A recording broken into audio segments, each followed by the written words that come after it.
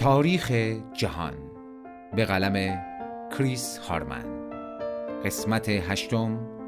نخستین امپراتوری های چین. گوینده اویس اخوان.